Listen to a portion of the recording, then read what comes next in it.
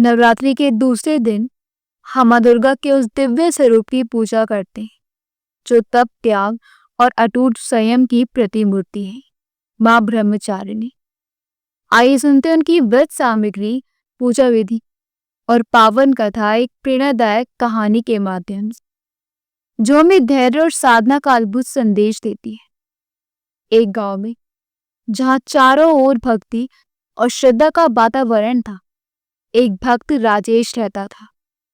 उसका मन हर वर्ष नवरात्रि के दूसरे दिन एक विशेष उल्लास से भर जाता था। ये दिन मां ब्रह्मचारिणी को समर्पित था, जिनकी कथा और तपस्या की गाथाएं राजेश को हमेशा से प्रेरित करती थी।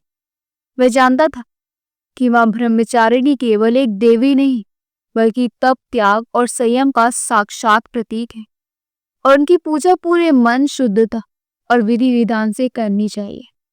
इस बार उसके मन में ये दृढ़ इच्छा थी कि वह उनकी उपासना को और भी गहराई से समझे और स्वयं को उनके आदर्शों से जोड़े। राजेश ने अपनी पूजा की तैयारी भोर होते ही शुरू कर दी।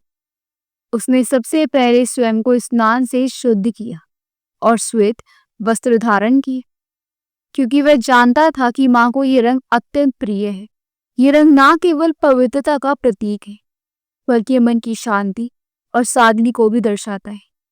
उसने अपने पूजा स्थल को साफ किया और एक लकड़ी की चौकी पर मां ब्रह्मचारिणी की एक सुंदर प्रतिमा स्थापित की। इसके बाद उसने अपनी थाली में पूजा के लिए आवश्यक सामग्री जुटाई। उसने एक एक करके हर वस्तु को रखा, उनके आध्यात्मिक महत्व को समझते हुए चंदन का लेप, कुमकुम, अक्षत और सुंदर चमेली के फूल मां के चरणों में अर्पित करने के लिए चुने। उसने पंचामृत और मिश्री का प्रसाद तैयार की, जो प्रेम और मिठास का प्रतीक था। घी का दिया और सुगंधित अगरबत्तियां भी थाली में सजाई, जो ज्ञान और वातावरण की शुद्धि का प्रतीक थी। एक कलश में गंगा जल भरकर उसने पूजा का आधार तैयार किया। राजेश ने अपनी आंखें बंद करके मन ही मन मां का ध्यान किया और अपनी पूजा शुरू की। उसने सबसे पहले मां का आह्वान किया और उन्हें अपने हृदय में स्थान देने के लिए प्रार्थना की। उसने मां की मूर्ति को चौके पर स्थापित किया और मंत्रों का जाप करते उनके चरणों पर थोड़ा सा गंगा जल अर्पित किया। फिर उसने मूर्ति पर एक सफेद चुनरी चढ़ाई और फूलों की माला से उन्हें सजाया। इसके बाद उसने एक एक करके सभी सामग्री मां को अर्पित की। उसने चंदन का तिलक लगाया, कुमकुम और हल्दी अर्पित की और फिर श्रद्धा पूर्वक चावल और फूल चढ़ाए। पूजा की थाली में सजा हुआ प्रसाद उसने मां के सामने रखा। सब कुछ अर्पित करने के बाद राजेश ने घी का दिया जलाया और अगरबत्ती की सुगंध से पूरे वातावरण को पवित्र किया। इसी शांत और भक्तिमय माहौल में उसने मां के मंत्रों का जाप करना शुरू किया। मंत्र जाप करते हुए राजेश ने अपनी आंखें बंद कर ली और मां के शांत तपस्यारत स्वरूप का ध्यान किया। ध्यान के बाद उसने मां ब्रह्मचारिणी की कथा पढ़ना शुरू की, जो उसे ये समझाती थी कि क्यों इस देवी का स्वरूप इतना महत्वपूर्ण है। ये कथा उस समय की है जब मां सती ने अपने पिता दक्ष प्रजापति द्वारा आयोजित यज्ञ में अपने पति भगवान शिव के अपमान से आहत होकर स्वयं को यज्ञ की अग्नि में भस्म कर लिया था।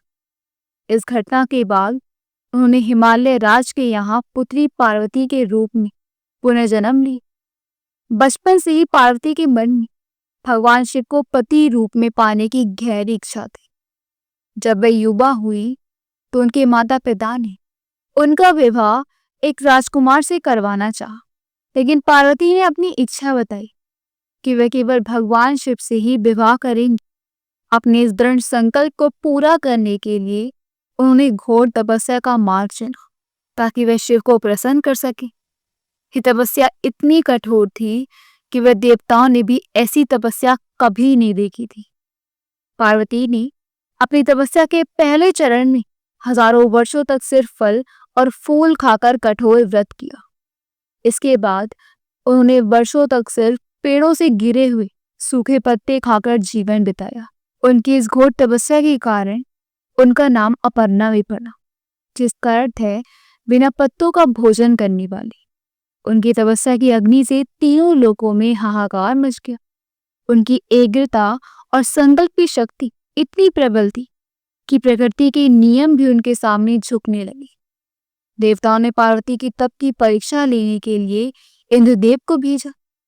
इंद्र ने कई रूप धारण कर पार्वती की परीक्षा लेने का प्रयास किया, लेकिन वह उनके दृढ़ निश्चय को डिगा नहीं सके।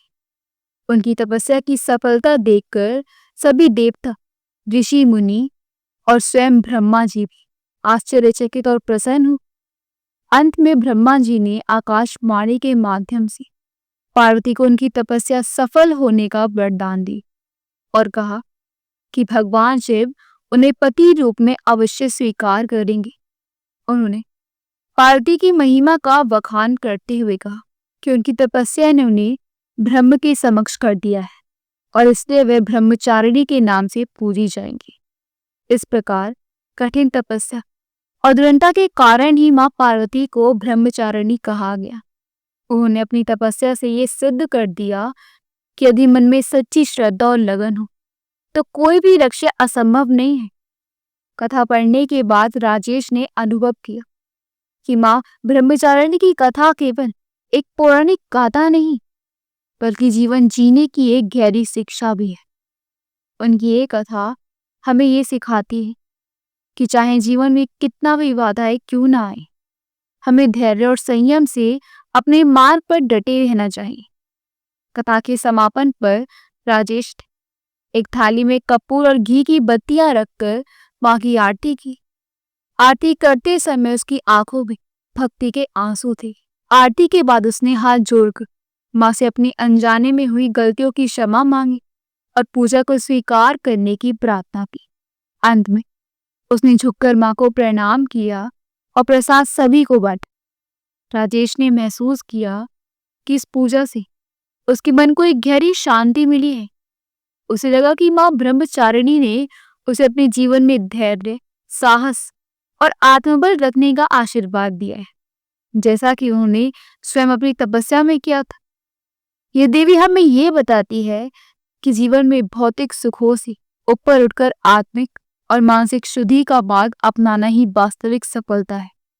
मां ब्रह्मचारिणी की ये कथा हमें याद दिलाती है कि जीवन के हर कठिन पथ पर हमारा सबसे बड़ा साथी हमारा अपना दृढ़ संकल्प ही होता है।